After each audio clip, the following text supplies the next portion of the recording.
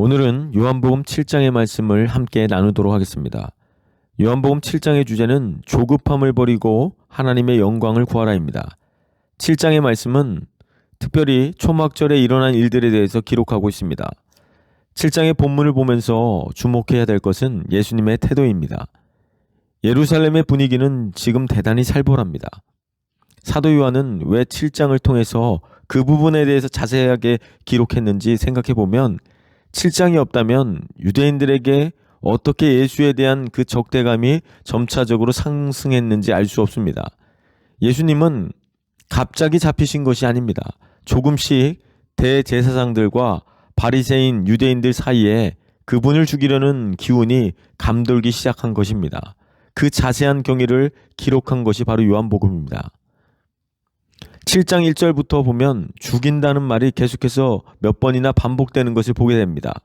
또한 미쳤다, 귀신 들렸다, 잡으라는 말도 나옵니다. 온통 공포 분위기입니다.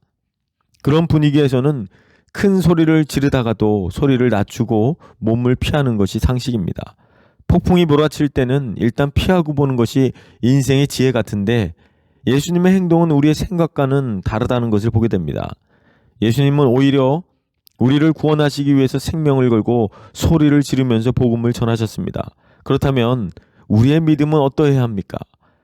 예수를 위해서 우리도 이 세상에 예수 그리스도의 이름을 담대하게 선포할 수 있는 믿음이 필요하다는 것입니다.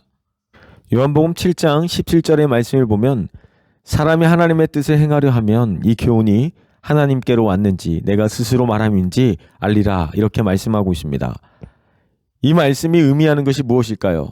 우리가 하나님의 뜻을 알고자 할 때 단지 배우고 동경하는 정도로는 안 된다는 겁니다. 다시 말하면 단순한 호기심이나 탐구심만으로는 하나님의 뜻을 깨달을 수 없습니다. 하나님의 뜻을 행하려 하면 알리라, 즉 행하려고 하면 알게 된다는 중요한 진리의 말씀입니다. 문제는 우리의 의지입니다. 수군거리고 토론하고 하는 것으로 중심 없이 이리저리 헤매이지 말고 온전한 결단을 내려야 한다는 것입니다. 전적으로 위탁하고 생명을 걸고 성경을 읽어야 하고 순종해야 그 뜻을 온전히 깨달을 수 있다라고 말씀합니다. 요한복음 7장 37절에서 38절 말씀을 보면 누구든지 목마르거든 내게로 와서 마시라. 나를 믿는 자는 성경의 이름과 같이 그 배에서 생수의 강이 흘러나오리라. 얼마나 장엄한 메시지입니까? 얼마나 오랫동안 인류가 기다리던 복음의 소식입니까?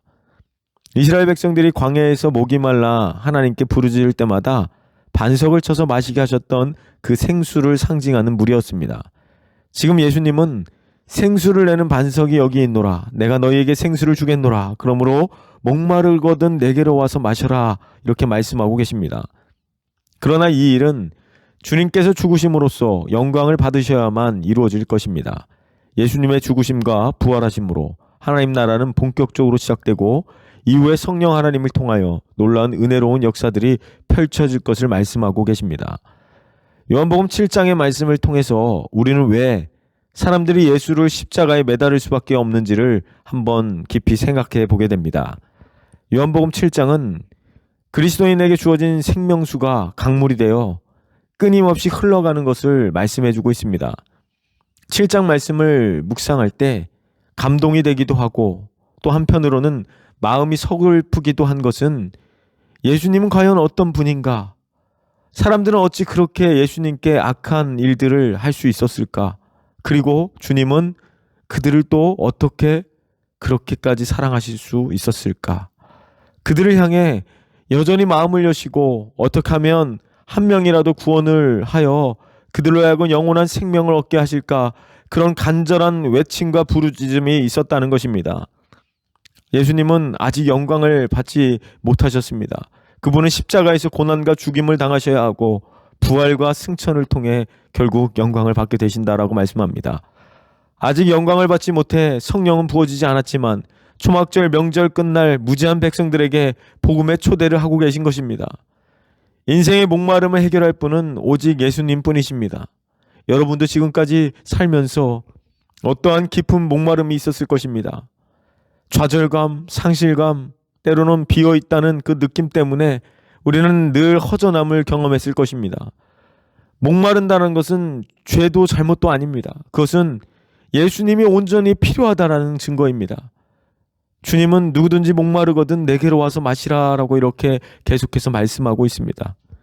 오늘날 사람들은 별로 목마르지 않은 것 같이 살아가는 경우가 많습니다. 그들은 천국도 바라보지 않고 지옥도 두려워하지 않고 부활도 소망하지 않고 장래 심판도 두려워하지 않은 채 그렇게 살아갑니다.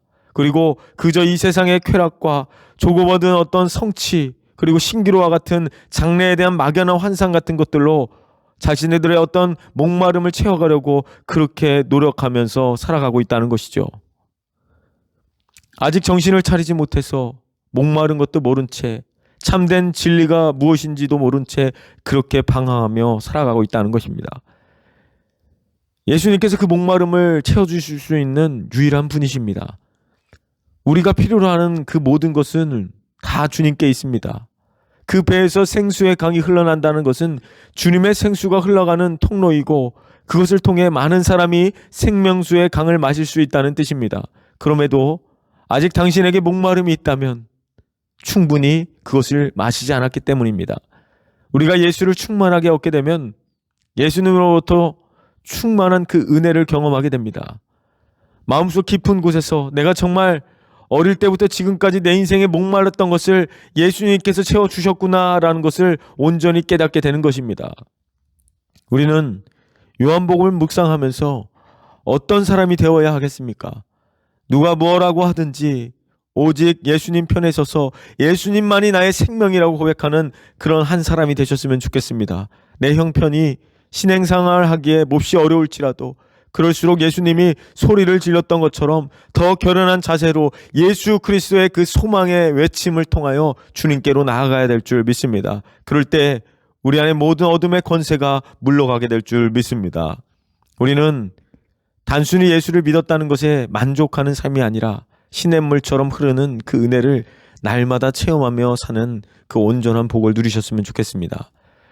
요한복음 7장을 통해 우리의 삶이 여전히 힘든 고난의 길을 걸어가고 있다 할지라도 하나님만을 신뢰하셨으면 좋겠습니다. 하나님의 때를 기다렸으면 좋겠습니다.